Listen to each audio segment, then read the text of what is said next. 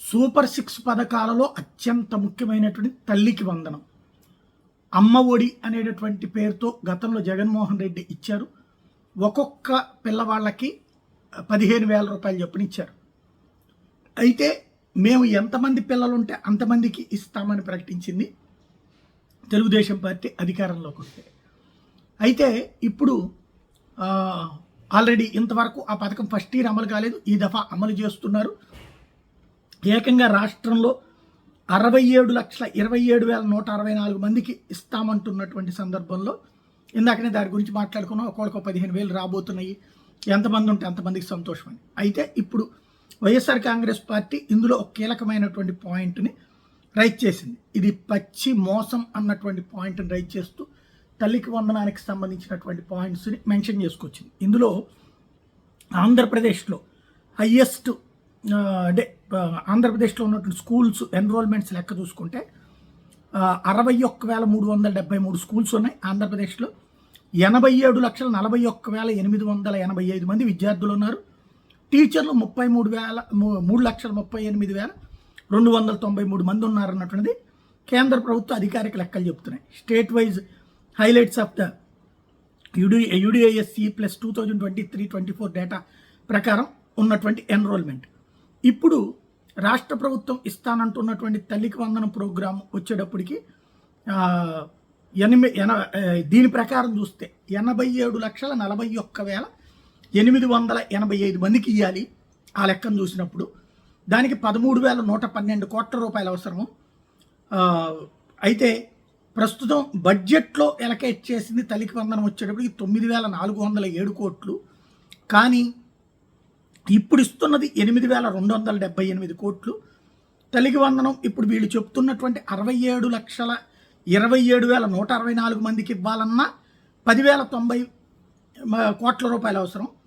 మరి 67,27,164 మందికి ఇస్తున్నామంటూ అక్కడ చూసుకున్న 10,090 కోట్ల రూపాయలు అవసరమైతే 8,278 కోట్లే ఎట్లా ఇస్తారు? లోకేష్ గారు చెప్తున్న దాని ప్రకారం 8,745 కోట్లు చెప్తున్నారు. దాంతో ఎట్లా సరిపోతుంది? ఈవెన్ ఏది 67 లక్షలు చూసుకున్నా అసలు ఇవ్వాల్సింది 87,41,885 మందికి కదా అంటూ విత్ ఫిగర్స్ని రైట్ చేసుకొచ్చింది. పనిలో పనిగా బొత్స సత్యనారాయణ మాజీ విద్యాశాఖ మంత్రి కాబట్టి తను రైట్ చేసుకొచ్చారు. తల్లికి వందనం కాదు వంచన. మొత్తం పిల్లలు 87,41,885 మంది అయితే ఇస్తామంటుంది 67,27,164 మందికి. కానీ ప్రకటించిన నిధుల ప్రకారం చూస్తే 58 లక్షల మందికే అది కూడా పూర్తిగా ఇస్తారో లేదో. దాదాపుగా 29 లక్షల మంది పిల్లలకి మోసమే కదా. పథకం అమలుకు కావాల్సింది 13,050 కోట్లు. గత ఏడాది పూర్తిగా ఎగనామం 2 ఏళ్లకు ఇవ్వాల్సింది 26,100 కోట్లు. ఈ ఏడాది 8,745 కోట్లు ఇస్తామని ప్రకటించి ఇది వంచన కాదా అంటూ ప్రకటించారు. రాష్ట్రంలో మొత్తంగా ఉన్నటువంటి వాళ్ళకి మోసం చేస్తున్నారు. UDISC నివేదిక ప్రకారం రాష్ట్రంలో 1వ తరగతి నుంచి ఇంటర్మీడియట్ వరకు చదువుకున్న విద్యార్థులు దాదాపుగా 87,41,885 మంది ఉంటే మేనిఫెస్టోలు ప్రతి విద్యార్థికి 15,000 రూపాయలు చొప్పున 13,050 కోట్లు ఇవ్వాలి. గత ఏడాది బకాయితో కలిపితే 26,100 కోట్లు కావాలి. ఏడాది 8,745 కోట్లు మాత్రమే ఇస్తున్నట్టు విద్యాశాఖ మంత్రి ట్వీట్ చేశారు. ఒక్క విద్యార్థికి 15,000 ఇస్తే ఈ డబ్బులు కూడా సంపూర్ణంగా ఇస్తే కేవలం 58 లక్షల మందికే సరిపోతాయి. అంటే 29 లక్షల మందికి ఎగనామం పెట్టినట్టు కదా. అదే వైఎస్ఆర్సీపీ హయాంలో 67,27,164 మంది ఇది అందరికీ పథకాన్ని వర్తింపజేస్తే, వైసీపీ హయాంలో ప్రాంతం మతం కులం పార్టీలు చూడకుండా అందరికీ పథకాన్ని వర్తింపజేస్తే ఈ ప్రభుత్వం 67,27,164 మందికే ఇస్తోంది అన్నటువంటి పాయింట్ని రైట్ చేసుకొచ్చారు. ఎంకెలు చూస్తే ఏదో రకంగా మభ్యపెట్టే ధోరణి ఉంది అన్నటువంటిది. అయితే మరి ప్రభుత్వపు వాదన ఏంటి, అధికార పక్షపు ఆలోచన ఏంటి అంటే, వాళ్ళు చెప్తున్నటువంటి లెక్క ఏంటంటే రాష్ట్రంలో మొత్తం 79 లక్షల మంది పిల్లలు ఇంటర్ వరకు చదువుతున్నారు. అందులో 67,27,164 మందికి తల్లికి వందనం కింద 15,000 ఇస్తున్నారు. అంటే దాదాపు 93 మందికి ఇస్తున్నారు.